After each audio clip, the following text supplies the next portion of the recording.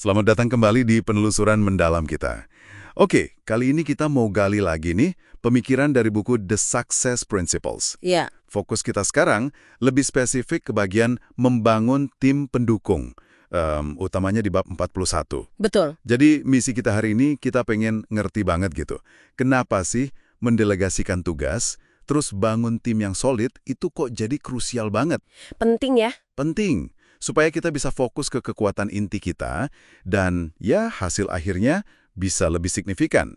Sumber kita ini kayaknya banyak strategi praktisnya ya. Banget. Pesan utamanya jelas sih menurut saya. Sukses itu ya jarang bisa diraih sendirian, nggak bisa semuanya sendiri. Iya, iya. Kuncinya itu ya di kemampuan kita mengidentifikasi apa sih yang disebut kekuatan inti atau core genius kita itu. Core genius, oke. Terus secara strategis kita serahin tugas-tugas di luar itu ke orang lain. Ini bukan soal males ya, tapi lebih ke alokasi energi yang paling efektif.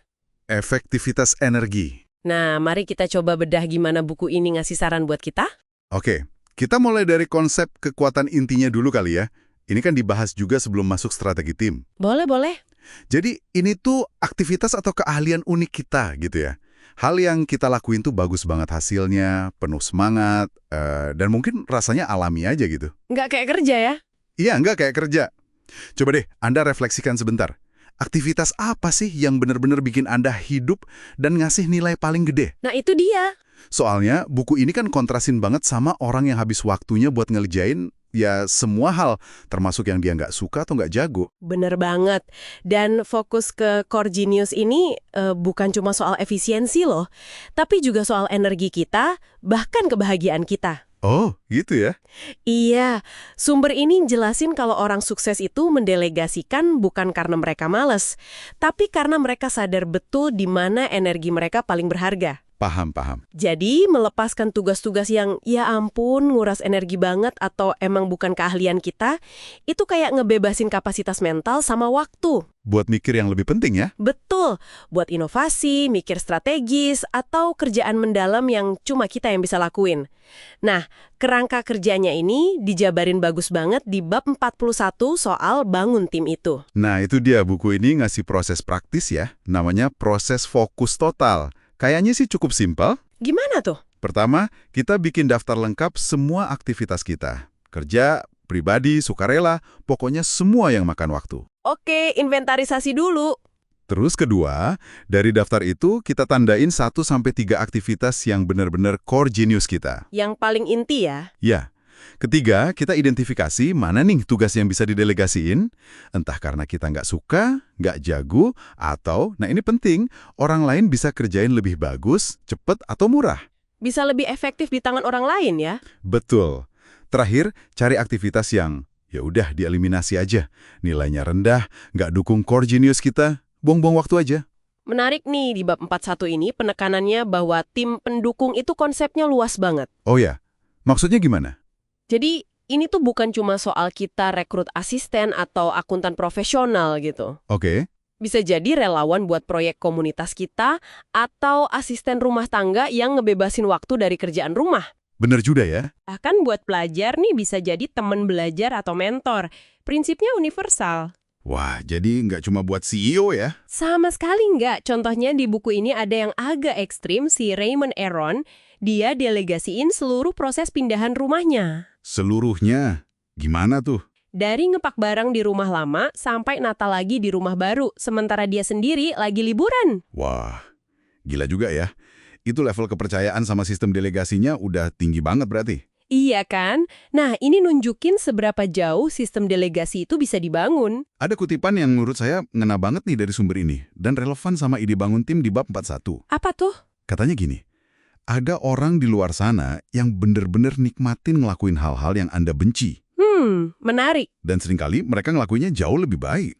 Ini kan ngubah cara pandang soal delegasi ya. Banget. Jadi bukan sekedar buang kerjaan gitu aja. Iya kan? Tapi lebih ke strategis, nempatin tugas ke orang yang tepat, yang mungkin emang passionnya di situ. Bener banget. Ini nyentuh aspek psikologis juga sih, yang sering jadi hambatan. Rasa bersalah atau nggak enakan. Iya. Sering tuh. Buku ini secara nggak langsung ngedorong kita lihatnya sebagai solusi win-win.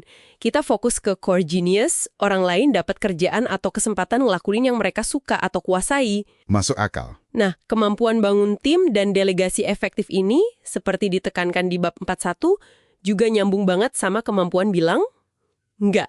Oh iya, gimana tuh? Kaitannya sama bilang nggak? Gini, kalau kita udah punya tim pendukung yang bisa diandelin, kita jadi punya semacam jaring pengaman dan kapasitas lebih. Oke, jadi lebih pede ya? Betul, ini ngasih kita kekuatan dan ya itu tadi, pede buat nolak proyek atau permintaan atau tugas yang sebenarnya cuma cukup baik, atau malah ganggu fokus utama.